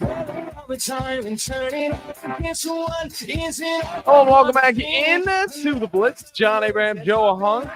1 hour left this week on the Blitz. And there you go. Now we got 1 minute left, Joe. Yes. As I look at my bracket real quick, I don't have enough time for that. Regardless of that, we just added a special guest for the second hour. Yeah, I don't even know about this. It's Adam Rowe from the Devil's Den, 24/7 Sports. Is that in San Antonio or Dallas? We're 666 miles away from Huntsville. Going to be giving us a little bit of info on the Blue Devils, at least from a guy that has been following them all year long on a little bit of a different perspective. I couldn't win the bracket challenge, but I am in very close and I could still actually place in like the top 5. That's good. My bracket is my winning bracket right now is completely separate to the 97.7 challenge. So my correct percentage is better than Auburn's third down percentage. Oh, we've improved, baby. By now, you know about Eagle Masonry and Insulation, and maybe you know that Eagle also does landscaping and dirt work. But how about after paint work? Shower doors, shelving, and mirrors, all taken care of by Eagle, the same Eagle that takes care of all your masonry, insulation, and landscaping needs. Eagle brings the same level of expertise to all these disciplines, and they're ready to provide you with a free quote. The website is the same, insulatewitheagle.com, as is the phone number, 256-755-1556. Give them a call and see what Eagle can do for you. Eagle saves you time. Eagle saves you money. I'm here with Thomas from Talent Heating and Air. With the temperatures going up and temperatures going down right now, now is a good time to get your heating and air system looked at. Thomas, when somebody calls, you guys answer. That's right. The phones are staffed by us. They're manned 24/7. We're ready to come out and take care of you that day. How do they give you guys a call? You give us a call at 256-503-4490. And you can find you guys on the World Wide Web at talenthvac.com. And now is a good time to do this because you guys are offering a special deal. That's right. We're doing $49 tune-ups this spring. We're also doing free second opinions. We offer that year-round. Somebody comes out, they say you got a back compressor, leaking refrigerant. Give us a call, see if we can save you some money. Thomas from Talent Heating and Air. Thomas, one more time, that phone number. 256-503-4490. AL certain number 21014. Are you trying to find a new house? Are you trying to find the right loan? The right people to do your loan? Look no further than the Bank of Frank Ewing in Hazel Green. John Kendall, the Vice President of Mortgage with me. John, when they need a loan, and I say they, when people need a loan, it's about them. That's right, Scott. Our whole motto is it's all about you. We're going to be okay. You're the one making the investment. We want to make sure that you're taken care of. How do they find you? Give us a call at 256-507-9180, or they can catch us online at bankoffrankewing.com. It's Bank of Frank Ewing in Hazel Green, where they take the home loan to you and they make it all about you. Bank of Frank Ewing in Hazel Green is an FDI insured bank, as well as an equal housing lender. NMLS number 446707. Now, it's time for your Atlanta Braves morning update, presented by Tidal Wave Auto Spa. Get clean car happy at any of the 250-plus Tidal Wave Auto Spa locations today. Braves fall to the Padres 7-4 out west on opening day. I'm Barrett Salee, and this is your Braves morning update. Get clean car happy all season long at Tidal Wave with exclusive membership discounts, giveaways, and more. Visit TidalWaveAutoSpa.com/Braves for more information. Disappointing start to the season. A 4-run seventh inning cost the Braves after a hot start that included Ozzie Albies and Austin Riley going deep for the good guys. Chris Sale looked solid in his first start of the season, going 5 innings, 3 earned runs, 6 hits, 7 strikeouts. So he's picked up right where he left off in his strikeout department. Hector Neris, the loser, came in, did not record an out, gave up 3 runs, including a home run to Gavin Sheets. The Braves will look to get back on the right track this evening in San Diego. Ronaldo Lopez going up against Dylan Cease at 9:40 Eastern Time at Petco Park. Braves looking to even the series at 1. You'll get that action right here on the Braves Radio Network.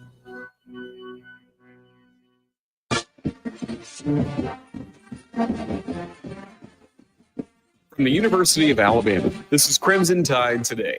It's Daily Update on Bama Sports and it's brought to you by Guthrie's. America's original chicken finger restaurant is now an official partner of the Alabama Crimson Tide. For franchise information, visit Guthrie'sChicken.com. Hello again, everybody. I'm Roger Hoover. Here are post-practice thoughts from head football coach Kalen DeBoer. Just a lot of give and take. Some guys up front did a nice job getting in the backfield at times. I thought we were consistent in the run game offensively. Held out a few guys beyond the injuries that have been from the beginning. A couple of guys that got a few nicks, just giving more opportunity for some young guys to go out there and show us what they got. So we'll have a scrimmage next Friday again, and then we'll scrimmage. We scrimmage multiple times whenever we put full pads on, so it's controlled. And we'll do that a couple times next week with the big one on Friday, and then we get into the final week leading up to A-Day. We'll have a scrimmage there on Thursday, actually before the Saturday A-Day. I'll have more in a moment. Founded in Haleyville, Alabama in 1965 by Hal and Melissa Guthrie, Guthrie's was America's first chicken finger restaurant. Guthrie still uses the family's original Southern fried chicken recipe in every chicken finger they serve. Fresh, hot, and fast. Guthrie's Golden Fried Chicken Fingers has been Alabama owned and operated since 1965, and Guthrie's is still growing strong. Come see us soon. Guthrie's, America's original chicken finger restaurant, and now an official partner of the Alabama Crimson Tide. For franchise information, visit Guthrie'sChicken.com. We've got you covered this weekend for Alabama baseball and softball Friday through Sunday in Tuscaloosa. The baseball team squares off with Oklahoma while softball hosts Georgia. Crimson Tide Today is brought to you by Guthrie's. Crimson Tide Today is a production of the Crimson Tide Sports Network from Learfield. Log on today, 977ESPN.com.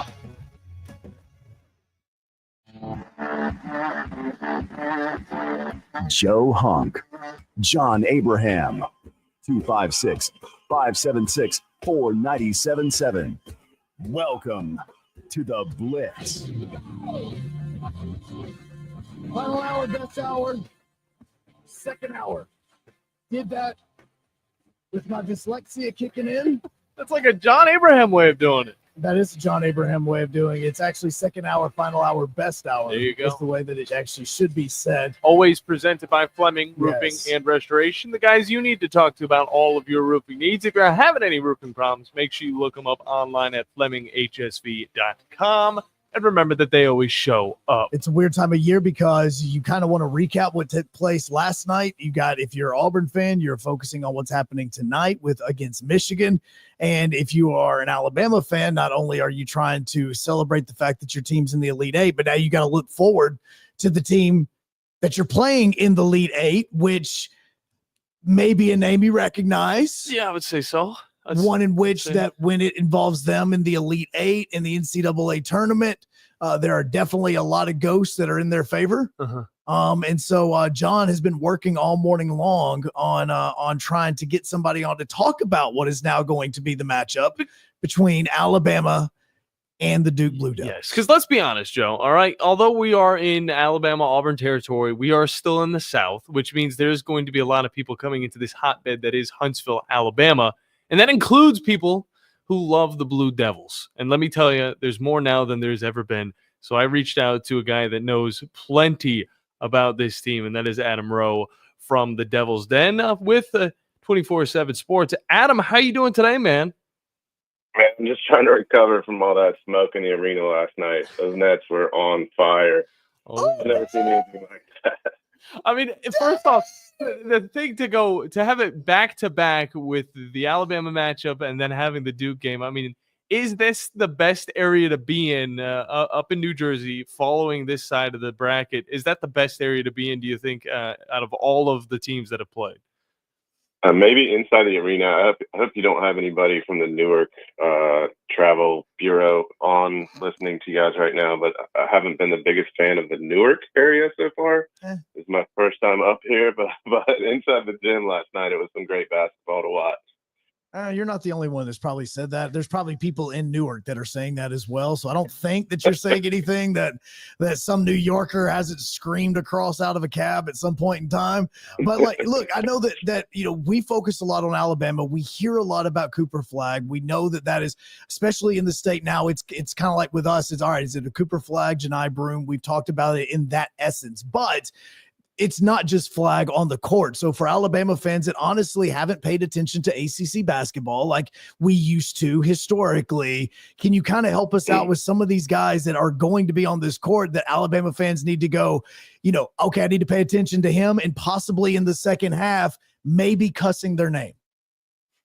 Yeah, there's another freshman on Duke's team, Hunk. He's a 6'7" wing guy. And actually, when Cooper Flag went out at the ACC tournament, in Duke's first game there, Knipple kind of took over. He ended up winning the ACC tournament MVP. If he wasn't, if Flag wasn't on this team, I think we'd be talking about Knipple as an all-American kind of player. He does a little bit of everything. He grew up, his dad and mom are both big basketball players, and he grew up playing his dad's Y League, and his game is a lot like you would imagine somebody growing up with old dudes playing basketball. He gets on 2 feet in the lane. He's real composed. He's real slow. He's a smart player. He's really good at getting guys off their feet to create space. So I think it's going to be interesting to watch him matching up with probably LeBaron Philon, yeah. I got it. Sorry, I was going to mess up Nipple's name anyway. Yeah, no, there's a reason I didn't say his name. I just want to let you know right now, okay? There's a reason. So I'm glad. That's why I said, how about you say this? What is that? No, I was going to say, no, there's a reason why I was trying to lead you down to that pass so you say his name. So because look, I struggle with names at times. We all do. And I said, I'm not even going to try to make this one. I'm not even going to try to do this. But I'm going to lead you down into that. But you were talking about the matchup with Knipple and Philon. I mean, continue on with that, because that's actually what I was going to try and get into, because, of course, Cooper Flag and Mark Sears is going to be the 1 versus the 1. And then you want to see what that 2 versus the 2 matchup is going to be like. Yeah, I think Flag, the matchup with Flag and Grant Nelson is really interesting to me. Flag's given up a couple inches to Nelson. Both guys can shoot, can score from all 3 levels. I think that's going to be a really fun matchup to watch. But on the other side, Knipple's 6'7", Philon 6'4", so those are the threes. Duke's the biggest team in college basketball. Bama's not small by any means, but Duke's positional size is pretty crazy. Their starting point guard is 6'6". Deion James, he's built like a college linebacker. Tyrese Proctor, 6'5", 6'6" at the 2 guard. And then Knipple's at 6'7" at the wing. And then obviously Flag. And then they've got 7'2" Malawatch down low. It's just a really big team across the board. So it'll be interesting to watch not only Knipple against Philon. Knipple's got 3 inches on him, but Deion James against Mark Sears at 6'1". Tyrese Proctor will probably honestly get them the responsibility of guarding Sears. But Deion James 6'6" against Aiden Holloway 6'1". It's gonna be lights out, man. I'm really excited to just watch this game. When they put us in the press seats yesterday, I was all the way up in the hockey press box for the first half, so I really couldn't see a whole lot of what was going on. And don't tell anybody this, but I kind of slid into the BYU radio seats right on courtside in the second half. They didn't need them. Same colors. They didn't need them. It was just awesome basketball to watch. These 2 teams, Duke and Alabama, are playing at their best right now, and that's what you want to see. down the stretch in March, one game away from the Final Four. Yeah, no doubt about that. Adam Rowe from the Devil's Den and 24/7 Sports. Joe? Well, and there's always been comparisons of like Alabama football and Duke basketball, and you get those conversations. But for you guys, you're talking about, hey, I was at the Sweet 16, I'm at the Elite Eight in this. You go through an entire season where obviously we talked how down the ACC was. Everybody's kind of talked about the discussion, but now you're in this tournament. How is it for you once you get to this part in the season, not just in 2025, but all the other times that you've been sitting here in this position, one win away from going to the Final Four?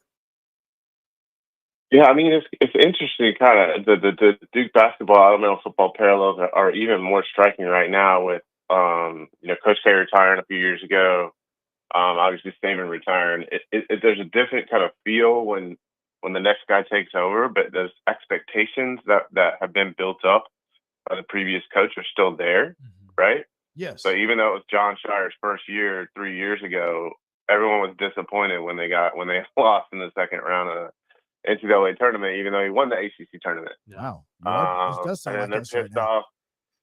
They're pissed off that he didn't get to the Final Four in his second year. It's like, dude, this is a new coach. He's 30-something years old.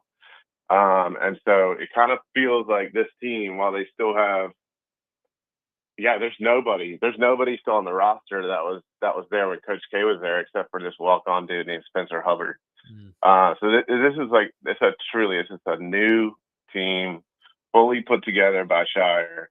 And I think he did a really great job of adding complementary pieces in the transfer portal he built around Cooper Flagg, even though the kid was 17 years old. I mean, he probably should be going to play in the McDonald's All-American game this weekend based on his age. Shire built around that kid from the beginning and put his trust in him. And I think those late stage plays down the stretch when he kind of faltered against Kentucky and Kansas, I think those were important for him now, build on to get to the NCAA tournament. So it's pretty cool to watch his progression over the year. Well, and one, I'll let you know that if any point in time in the fall you're sitting over there in North Carolina and you're thinking to yourself, man, Alabama just lost. I wonder how Alabama fans are handling this.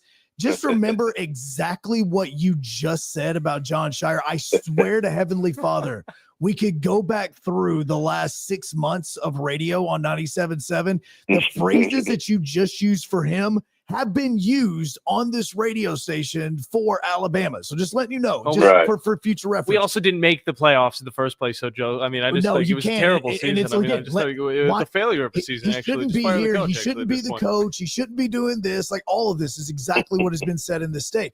But at the same time, you talked about how he's grown and he's built this program around Cooper Flagg. But what was it that obviously you're now sitting here in the Elite Eight?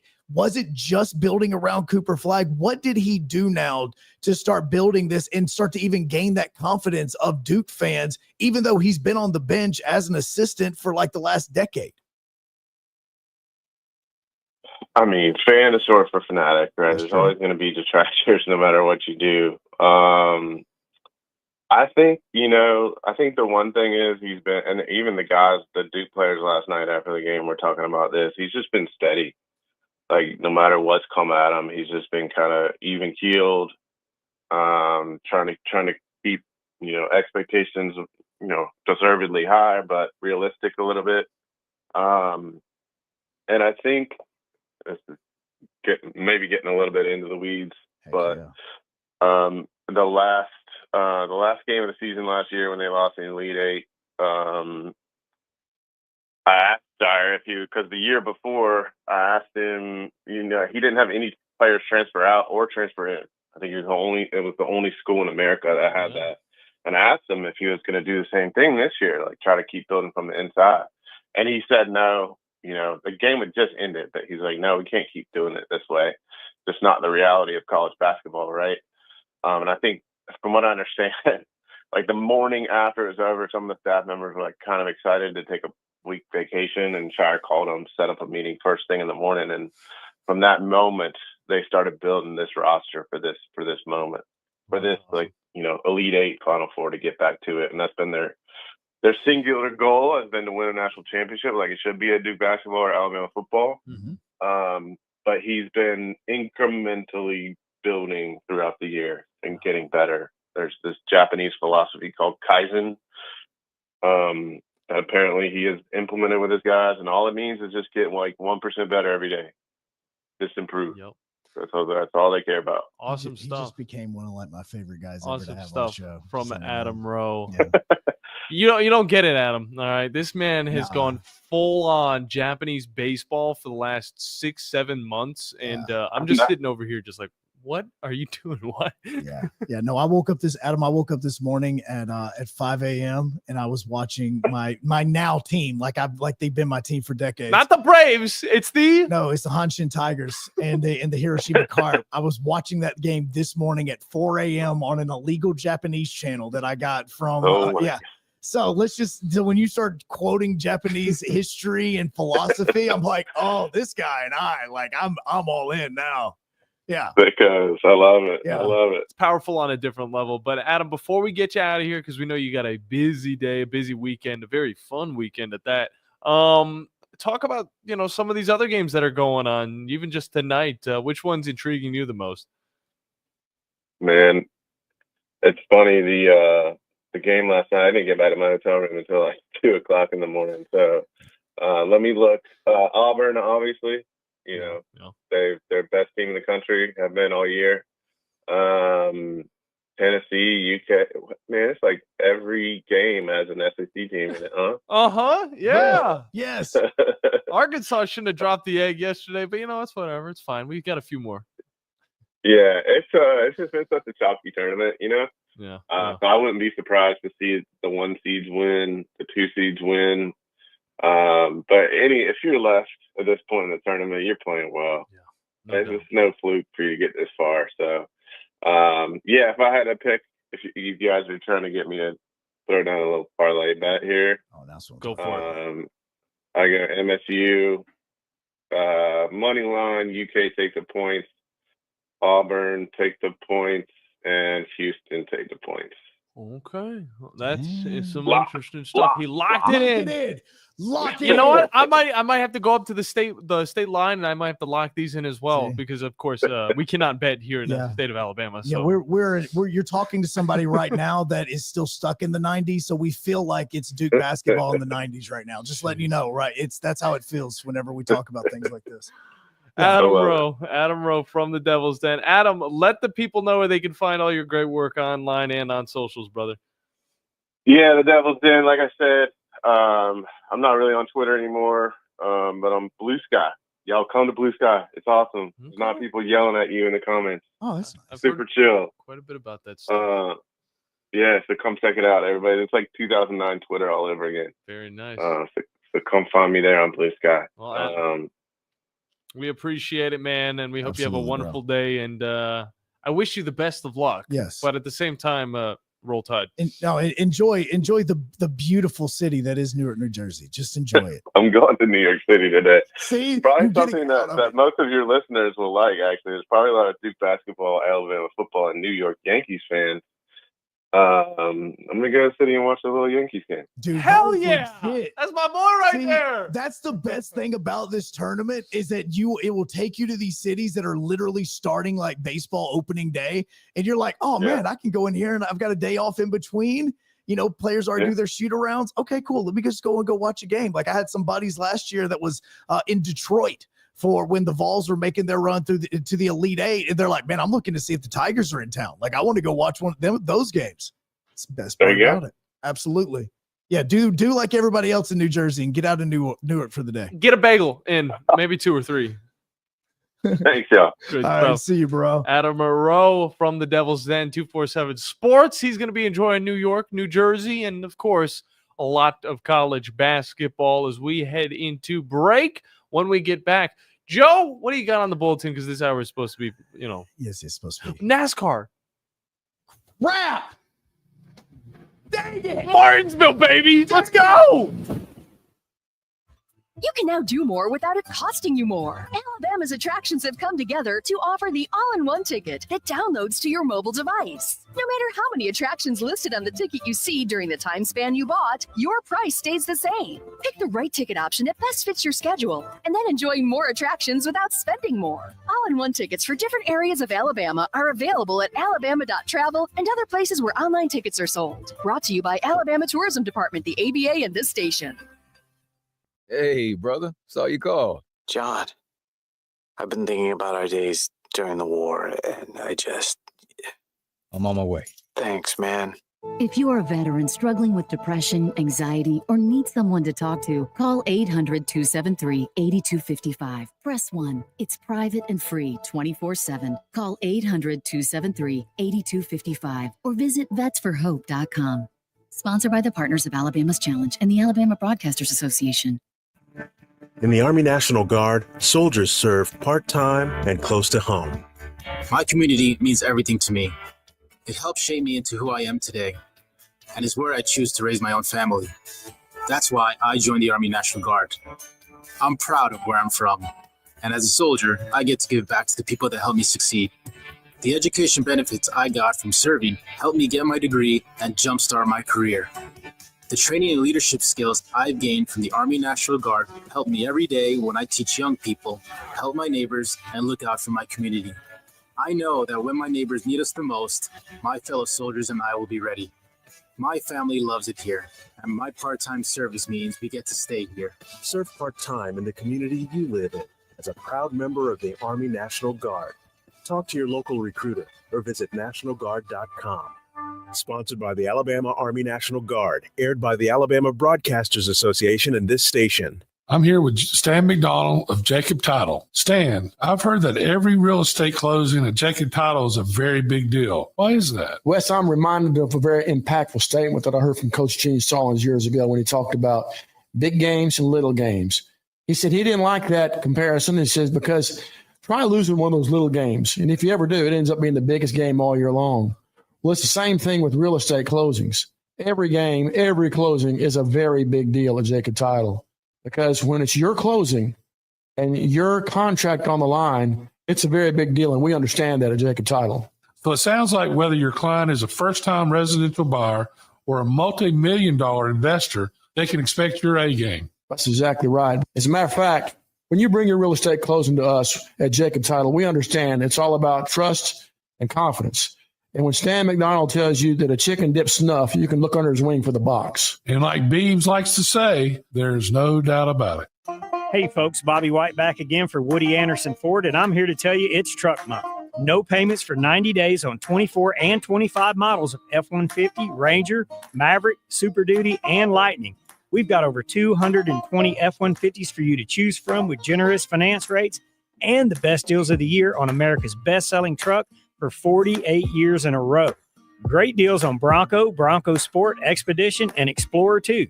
Come check those out. But right now at Woody Anderson Ford, you can drive a 2024 F-150 XLT Hybrid for as little as $339 a month.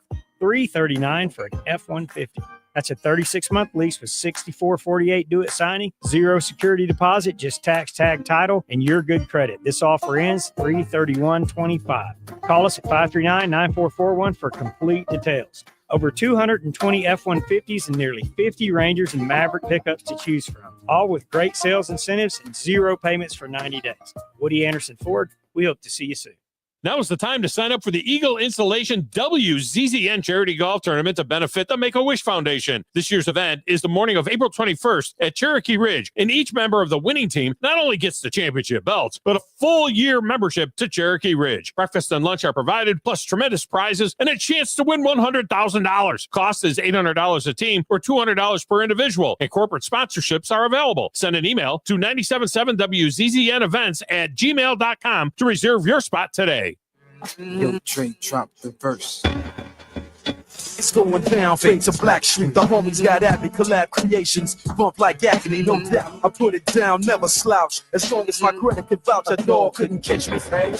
Who could stop with 256-576-4-977 as we continue on this Friday on 97.7 ESPN, The Zone, and The Blitz.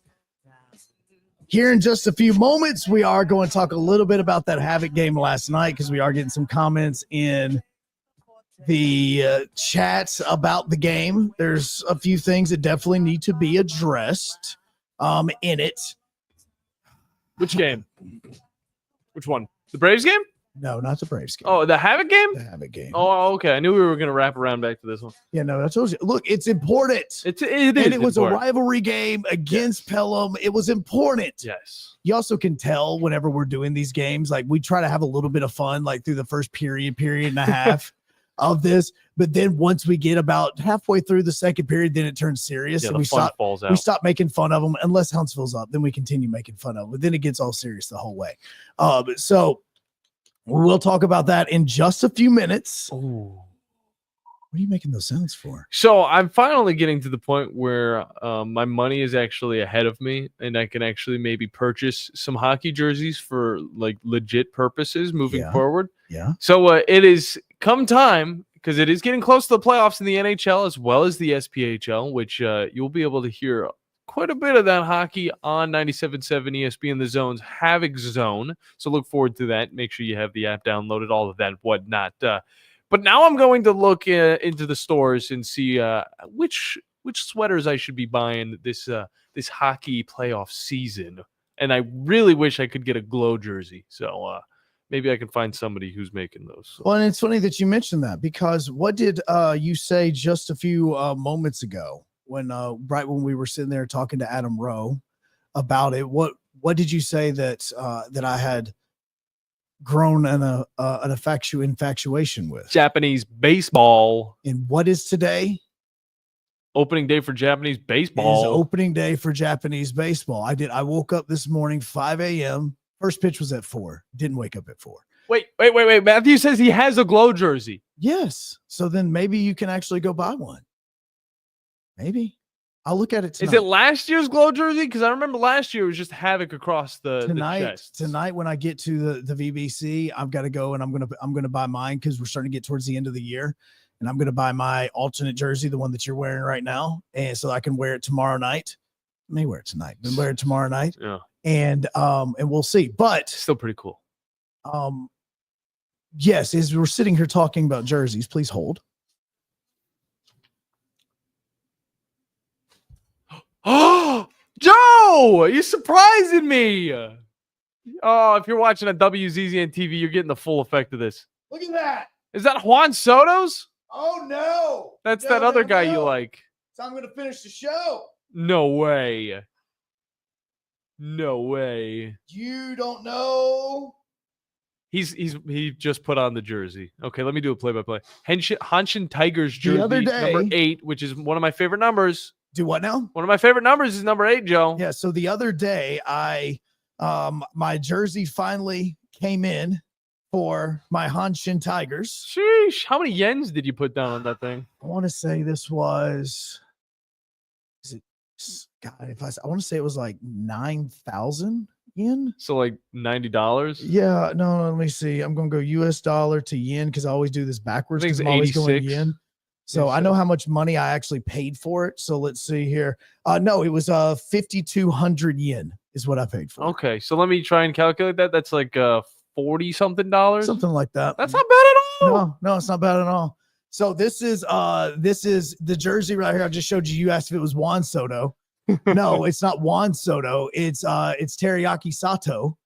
And he already, by the way, he hit a home run off of Blake Snell when they faced the Dodgers during those exhibition games. And this morning, he also hit his first home run of the regular season. Nice. So he is wanting to come to America. And at Teriyaki Sato, boom, there you go. This is I bought the jersey. I am rocking the jersey. And I also have 2 other jerseys that are being made right now and about to be sent overseas. Well, this feels good now, Joe, because we're both rocking uniforms. See, you said it. You were like, you didn't even wear a jersey today. No, I did. Well, I guess I did say something similar to that. You said you weren't even wearing a jersey like this. And so I was like, oh, no, I've got you, okay? Because Fridays they're jersey days. Yeah, I feel like on the Blitz, I feel like it makes sense. We kind of want to make that a thing, because we do own so many jerseys. Also, because I own so many jerseys that I don't wear. Yeah. My wife keeps looking at me and saying, "So, when you gonna do something with those?" What is the oldest jersey you've got? Like, even it can go back to you. No. I know, no. Well, obviously, I still have a lot of my jerseys from when I played. Matter of fact, every single child that is born of mine, God, it sounds like I'm an Abraham. Every single time I have a child born, I actually get the picture of them as far as their newborn pictures in one of my jerseys. So we have it out. It was my senior jersey. We always get that. But that's good. With the oldest jersey that I have that is not a jersey for myself is back from, I want to say 1994. And that is an away Atlanta Braves jersey. Nice. It doesn't have any name on the back. It's like Majestic, like Majestic brand. Like that's how old it is. We purchased it, I want to say, when we went to Atlanta, because I can almost remember the exact day, because it was August 11th, 1994 is when the jersey was purchased. John, do you know what happened the very next day? Back in 1994? Back in 1994, which was 6 years before you were born. Man, I have no It's like clue. asking me what happened in 1978. Neon Genesis Evangelion came out. Sure. No, August 12th, 1994 was the day that Major League Baseball went on strike.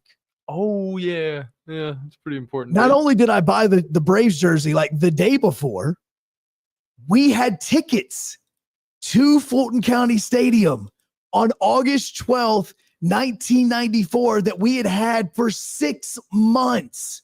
We had 162 games to choose from, 81 home games to choose from, and our amazing luck, I nailed it right on the head, and we chose to go to the baseball game that was supposed to be day one of the strike.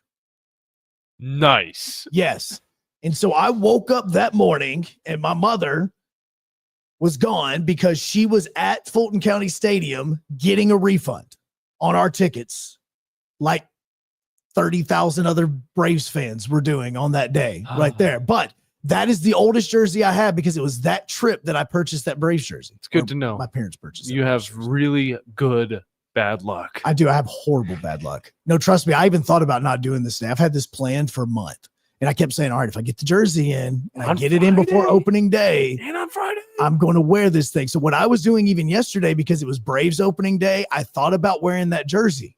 I was going to, but then I was so focused on the Havoc stuff that I actually forgot to wear that one.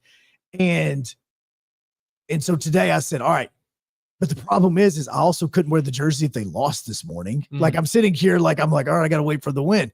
What are you talking about? Shut up. I know. Okay. It's different. But then I'm watching this. Teriyaki Sato hits the home run. And I went, not only am I going to rock the jersey today, it's the player that I got the jersey for is the one that hit the homer. That's the total opposite of being a Browns fan. When you get a jersey, they're already off the team. Well, actually, speaking of the Browns, you just talked about it. The Penn State is getting ready for their pro day today, and Abdul Carter is not going to be participating in it. But the Cleveland Browns reportedly had dinner with Abdul Carter last night. Yeah. Because he is not going to be participating in the pro day because he's still healing up his injuries. Makes sense. And getting 100%. So that is what is happening today with Cleveland because they do have the second overall pick. If a particular quarterback is gone. Yeah, we'll have plenty of time to talk more about this, but I want to touch on it a little bit because I thought about it beforehand. I see all of these mock drafts coming out, and I see people still hot on maybe a Shedeur Sanders or maybe even another quarterback. Right now, I believe the betting lines on how many quarterbacks will be taken in the first round is, I think, 2.5. And that makes a lot of sense because is Jackson Dart going to be that third quarterback or is he going to be the second quarterback? But for the Browns, they've done it plenty of times in the past, Joe, where they get a quarterback and they might not be 100% sure about him, but everybody's told him that this is the next dude, and it's always come out as a failure. So I don't have a problem with getting Abdul Carter on that defensive line across from Myles Garrett. And if anything goes bad, Myles Garrett, trade him. You can trade both of them in the future and then start over again. Well, and yes, I'm kind of worried that that's going to be the case with the Titans because I have a feeling like they're so in love with the Cam Ward thing. Like I'm worried about it But flip it around, I'm also extremely curious to see if how this is going to work out. Now, I know once the NCAA tournament is done, we'll probably turn our focus more towards the draft. And that's when we'll start getting NFL people on to kind of talk about it throughout the month of April. It's going to be so fun. But let's go to the phone lines, 256-576 4977. Crawdad, welcome in, man. How's it going, bro? Hey, guys. I didn't call about this, but you've made me think of something, maybe a question for John. Who is the Cleveland quarterback next year? Who will he be? Well, it's probably not going to be Deshaun Watson, and it's probably also not going to be Dorian Thompson-Robinson because he's gone. Yeah, no, he got traded. Yeah. So I would say... And Jameis is gone. Yep, Jameis Winston's also gone. What did he right go? now, second on the depth chart is one Kenny Pickett. Yeah, no, Kenny Pickett is going to probably be the starter unless there is a quarterback battle that is created by the draft. That isn't the definition of a Browns quarterback in the name. Oh, right it's there. it's Kenny sad. Pickett. It's sad, but there are a few more options on the board. There's still obviously a veteran presence that could come in. The whole Russell Wilson thing went straight out the window. I don't even know if I'd want him or not, but regardless of that, there is some conversation. I think there's a lot more to be done, though, before the Browns can really name a starter before the 2025 season. It sounds to me like they're headed down a bad path right now. Oh, it's a mess. It's a mess. A quick thing on a lucky trip to the Braves game. When I was a youngin', my mother let me pick out a Braves game, and we went over there from our little hometown of Lawrenceburg, Tennessee, and Braves were playing the Phillies when Steve Carlton won 27 games that year, and Hank Aaron hit his 700th home run, and I bet there wasn't 1,000 people in the stands, and they had all these kids giving out these little certificates that said I was there for Hank Aaron's 700th, and the guy just gave me a stack of them. Wow. And I still got a few left, but I don't think it's worth anything. It's almost as lucky as when I lived in Hoover, Michael Jordan was playing for the Barons, and the first game, I went to see him play a lot, and the first game they gave out a little pack of Barons baseball cards in a sealed little plastic thing, and he's in there. I can see him, and I'm not planning on opening that ever unless I need some money real bad. Yeah, no, that is awesome. See, the luckiest I've ever been was being outside of the Dunkin' Donuts whenever they're closing and they have some extra donuts for me. All right, guys. Well, hey, you take care. Good show. Hey, thanks for that, Crawdad. We appreciate it, man. Stuff. So, Moulton just texted me a question that was actually really interesting. Okay. He said, he says, if an NFL team took you out to dinner, where are you going? Charlie's. Really? Yes. That's probably where the Browns win. Salad. I love the Caesar salad. I love the rolls. bread is amazing. The You bread can go rolls. anywhere in the city of Huntsville, and I don't even know if there's an O'Charlie's left in the city of Huntsville. There is University, Joe. How about you get on over there? Close. No, Okay. it's like the one beautiful area, one beautiful spot in a row of. You know what? There's some beautiful places So look, out there. where would you go? Because I'm telling you, it depends on, obviously, we're talking about this city because they're coming here. Like, you know what I'm saying? It's not like we would be going to Cleveland. They're coming to me? Well, they're coming to your pro day. Okay. So it's going to be in the city that you're in. That I won't you are attend. talking about Huntsville. I won't attend it though because I'm still getting. I fell on my You're shoulder. still going to attend. You know, You're just my not going to back- participate. My back kind of hurts. No, I don't want to even attend. I think I just want to lay in bed that day. But they can take me out to dinner the night before. I'm still saying O'Charlie's. I feel like that is very luxurious. Maybe. Oh, you know what? Actually, Joe, scratch that. You know what's better than O'Charlie's? Carrabba's Italian Grill. 50% off of that. I'll even save the guys money that are taking me out. Saving the money. You keep it because you're still a college student. Head on over to Big Zone Deals. Make sure you guys get 50% off or more with Carrabba's because I believe it's 60% off today only.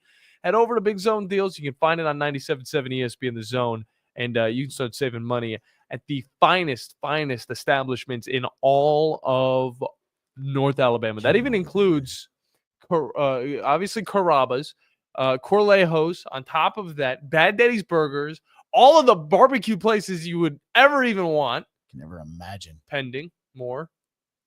That's right. Yes. That's right. Yeah, pending more. Yeah, absolutely. I cannot believe that you said you go to Oak. Well, where the hell would you go, Joe? Mr. Judgmental. No, if I'm thinking about here in Huntsville, then yes, I'm thinking like Cotton Row, The Bottle. Like I'm thinking about those places. I want a nice steak. I want it cooked medium rare. I want to have some delicious sides. I want it to be candle lit with all eyes on me. Like that is what I'm wanting. I'm not saying, you know what? I want to go to Old Chuck. Can you bring me some more rolls, please? Can you bring me some more rolls? Endless rolls. I mean, can you just bring me some more rolls and a Caesar salad? Can I just go ahead and get that Caesar salad? That's it.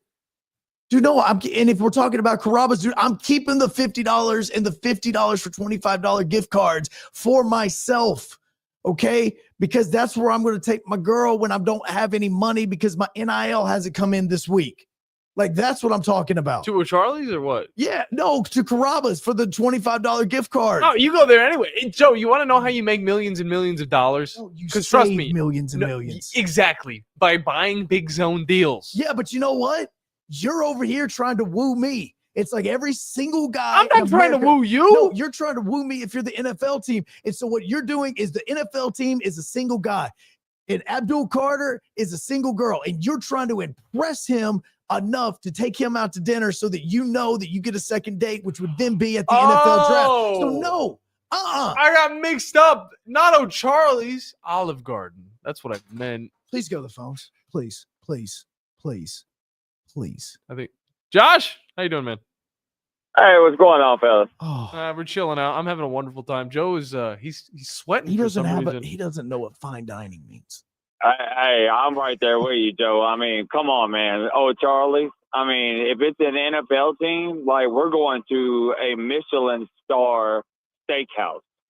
Oh, I'm making you take me to like just Nashville. like Joe said, a medium rare, the most expensive tomahawk steak that I can get, and yeah, we're getting everything. Take me to Outback Steakhouse and get me a chicken sandwich, please, Mr. GM. That's all I need. Hey, Outback isn't bad.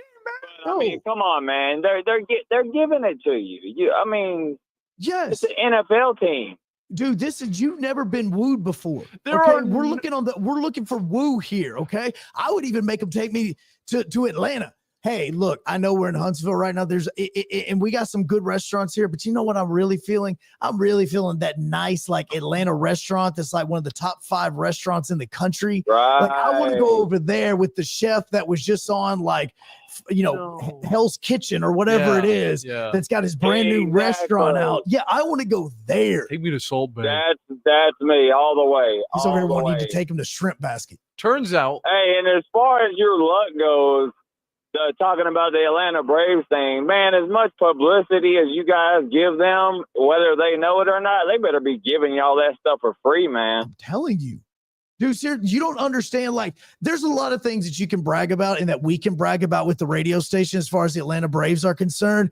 But when it comes to like my history as far as trying to go to games in Atlanta, I don't really have a good history with that because the one game I went to, I just said August 12th, 1994. And for any, huge Braves fan, you know exactly what that date is. And the other one, this was pre-SeatGeek, like all this other, like, all the websites that you buy tickets for on the secondary market, called in day and night for like 15 hours straight trying to get tickets to the 1996 World Series. And my mom was on the phone, and the only tickets they had left were single seats around Fulton County Stadium for Game 5 of the World Series. And my mom's like, hold on, let me call back and I'll call you right back. And I'm like, no, buy the tickets. It's Game 5 of the World Series. It's the last game ever in Fulton County Stadium. Right. Come on. I don't care if they were going to eventually lose 1-0. I don't care. It's the World Series. Or if we're like sitting apart, who cares? We're there. No, I've got 30,000 Braves fans with me right now. We're good. Right. Yeah, I'm good. I'm with you all the way, man. I'm with you all the way. Yeah. No, thanks for that phone call, bro. Hey, yeah, I just want to chime in. Y'all know I love the show, guys. No, thank you so much, man. I appreciate it. Yeah, there's no O'Charlie's in Alabama, bro. There's none. John's over here is like, look, take me to O'Charlie's and get me a Zima, and I'm good. You can draft me right now. Joe, I don't care. I'm just a year late. February 7th, 2024. I told you I thought it shut down. The man. final O'Charlie's was in Decatur's, and it's gone. Both of the Decatur's? Is Johnny Broom there? Oh, I'm crying. Legit. I'm crying too because I got to give you our NASCAR segment when we come back. 256-576-4977. God, so we got to talk NASCAR. Oh, Charlie! The state's largest orthopedic group is growing to meet the needs of the patients in our community. The Orthopedic Center has long been the most trusted name in orthopedics in North Alabama. So as our area continues on the fast track, so does the need for premier orthopedic care anywhere and anytime you need it. TOC is proud to announce the opening of our new locations in Albertville and Hampton Cove, along with the grand opening of our newest office in Decatur. These clinics will offer the same high-quality orthopedic care you have come to associate with TOC, with the convenience of being closer to home. As a patient, your time is your most precious asset, and we recognize that at TOC. That's why we are also proud to announce the opening of our urgent ortho clinics to handle those bumps and bruises that need prompt attention. These clinics are available to care for acute orthopedic injuries with no appointment necessary. With 38 physicians, 20 centers of excellence, and now more than a dozen locations to serve you, TOC will continue to be the name you turn to for the best orthopedic care at the right time. Visit our website at visittoc.com for more information. TOC, helping you live a better life.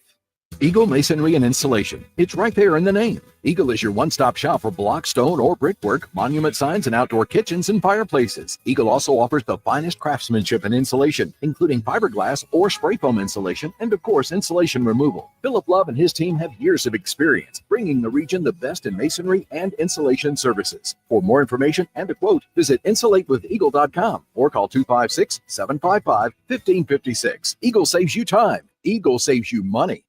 The Bass Pro Shops Red Crest Championship Outdoor Expo will be at the Von Braun Center April 4th, 5th, and 6th in conjunction with the MLF Red Crest Championship on Lake Gunnersville. The Outdoor Expo will be open from 11 to 6:30 daily, and the first 200 kids 14 and under on Saturday will receive a free Abu Garcia rod and reel, courtesy of WHNT News 19. There will be hourly giveaways, tackle and boat deals, seminars, and a chance to meet the pros. And it's free of charge. The Bass Pro Shops Red Crest Championship Outdoor Expo, April 4th through 6th at the BBC. Rocket City, for air that's cool and clean, contact Sensa Green Heating, Cooling, and Insulation. Get HVAC smart with Professor Green and the expert team at sensagreen.com. Now offering up to $1,500 off any new Bryant system. Whatever it takes, Sensa Green has Huntsville covered. Remember, folks, with innovative, sensible green solutions, contact Sensa Green Heating, Cooling, and Insulation. Tuscaloosa, we live by the blue-collar basketball motto. Stepping back, deep three, Hard work. 2-on-1, driving, stepping through, top shot, got it to go. Teamwork. Playing the song for the champions of the Southeastern Conference. Join us for every game right here on your home for Alabama basketball. Listen to Alabama basketball all season long on 97.7 ESPN The Zone. Are you tired of power outages disrupting your life? It's time for a Generac standby generator from Current Electrical. Storms may rage outside, but inside your family's powered up. So why choose Current Electrical for your generator needs? 1, we offer a wide range of models to suit every budgeted energy requirement. 2, our project managers handle every step of the process: power, gas, permitting, and inspections. 3, our certified technicians install your generator with precision, ensuring peace of mind. Don't wait for the next blackout. Call 256-880-1880 or visit us online at jetsuperstore.com. There's power in caring when it is put into action. Each year, our bankers serve on nonprofit boards, support our local educators, and volunteer with our hometown food bank. I'm Bobby Humphrey, Vice President of Business Development for Bryan Bank, and community service is just not a line item in our mission statement. It's who we are. Because after all, Alabama is our home too. That kind of commitment to community might not be what you would expect from a bank, but it's exactly what you can expect from us. Give us a call or stop by one of our 2 offices in the Huntsville area and experience unbeatable service and legendary results. Bryan Bank Equal Housing Lender, NMLS ID 2428943, member FDIC. We are your home for March Madness. Baker 3, will go loose. Scrum, Hunter, drive, lays it in at the buzzer. It's not enough. McGee's for the upset. We are 97.7 ESPN The Zone.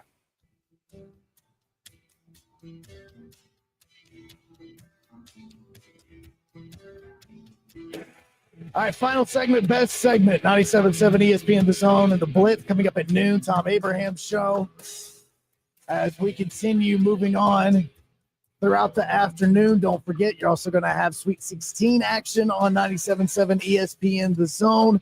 Alabama baseball is going to be happening over on Talk Radio as they take on Oklahoma. And Huntsville Havoc, Evansville Bolts. It's a possibility that this is your round one matchup coming up next in a couple of weeks. I said next week, but in a couple of weeks. Also, some news, something that we talked about during the Havoc Hour, as well as we talked about last night during the game, was the 2025 Sid Watson Award. If you don't know what this is, then this is the award that is given to the best D2 and D3 hockey player of the year. And Huntsville Havoc's Nathan Burke, who literally just signed with the team now 2 weeks ago, was one of the finalists for this award. And the award is announced the day of the Frozen Four semifinals. It's taking place at Utica.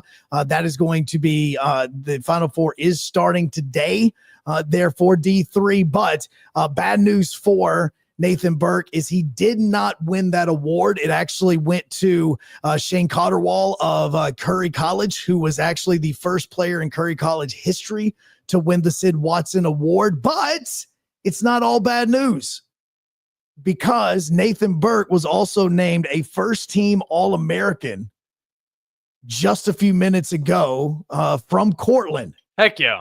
It wasn't just him that got named an All-American, because just a little while ago, it was also Kevin Weaver Vitale was named a third-team All-American. There you go. Havoc bringing in some big-time talent. And I got to say, and whenever they were talking about how awesome the atmosphere was, like, it really is probably the craziest atmosphere they ever walked into just for a regular season game. You know, any game would have been like that for them, because that's the biggest arena they probably get to play in that's full of fans cheering for them. It's wonderful to hear that their experience was just so wonderful in their first outing for the Havoc. And quite frankly, I know that we're thinking about like, oh, what happened last night, which, yes, there's a lot that happened last night that honestly is very infuriating with this team, as far as kind of like trying to get ready for the playoffs. And there's a lot of place to talk about this. We don't have time to talk about every bit of it. But if you want to put this into perspective, if either Weaver Vitale or if Burke had made it to the Frozen Four that's being played at Utica, the capacity for the Utica arena is only 3,900. So them playing last night was in an arena that was almost twice the size of what they would have played in if they would still be playing in the Frozen Four. So that's the reason why. And honestly, Weaver was probably the best player on the ice for the Havoc last night. I mean, You could almost argue that he definitely was one of the best players. His plus minus from last night was really good outside of the outcome for the team. Now, how long is the qualifying lap for Martinsville? Bro, it is like 20 seconds. Okay, fine. I'll be okay with 20 seconds. Of course you would. It's the only time you let me talk. 2, got him. 1, go. I don't even have the song pulled up. Doesn't matter, man. You get 20 seconds doesn't even get you through the opening riff. No, we'll see. Mario Kart, none. Yeah, I'll do 8 deluxe. All right, 20 seconds. Here we go. Tell me when you're ready. Oh, just it's okay. One second. You've had like 2 weeks to come up with this, because I had basically totally forgot about this on Monday and last Friday. No. You're still. I could have talked about the Havoc right now. I could have been talking about this. You've been talking about the Havoc. I know, but it's infuriating right now. You ready? Yeah. 3, 2, 1, go. Boogity, boogity, boogity. We're going short track racing, baby. You know what that means? That means we're going to see only a few select drivers actually do a good job. But some of those are going to consist of William Byron. Joey Logano will actually surprise some people. On top of that, Ryan Preece is going to continue to also show out this season. Who do I think is going to actually win this one? I think Joey Logano is going to get his first top 10 finish and win this one in Martinsville. There we go. 20 seconds. God bless. 20 seconds. Oh, that's all I needed. There you go. Well, all right. all I ever need is 20. So yes, Huntsville Havoc last night, extremely infuriated. We're going to finish up with this, okay? It is a lot of questions about the team, the way they've been playing. Yes, they absolutely do need to improve. I have now apparently garnered a nickname, and that nickname is Mr. Negative. Because of, yes, but here's another positive from last night. Oh, that was not on the ice. So you can't be called Mr. What does he got? What does he got? He's already whipped out one show and tell item. What else you got? One of the massive Havoc fans that is in the fan cave always makes get the Zoom ready, by the way, always makes hockey jerseys and these little figurines for all the hockey players, like big moments, things like that. It's better than the AI images that I see on the fan cave. When, no, not gonna lie. When Philly, did the Michigan last year, he used it and he was able to make this really cool thing that had like a Havoc jersey, looked like Philly. It was really awesome. 20. He can't do that for me, but what he did do is I got a monster truck. Dude. It has a mohawk on the top of it, and it has the Havoc Hour on the front and the back. This is amazing, and I cannot say thank you enough for this amazing gift. That's awesome. Look at that. It's awesome. Representation is made that the quality of legal services to be performed is greater than the quality of legal services performed by other lawyers. A wise man once said, if you take care of old folks and children, everything in the middle will take care of itself. Hi, I'm Danny Aldridge, lawyer in Alabama and Tennessee. In the next 20 years, the number of those folks over 65 years of age will more than double. In our golden years, the most important goal is to be treated with dignity and have control over doing what makes you grateful with those you love. At the Aldridge Law Firm and the Legal Town Center, we're dedicated to help you with these goals, and we'll be there when life throws you those inevitable curveballs. Let us assist you with your legal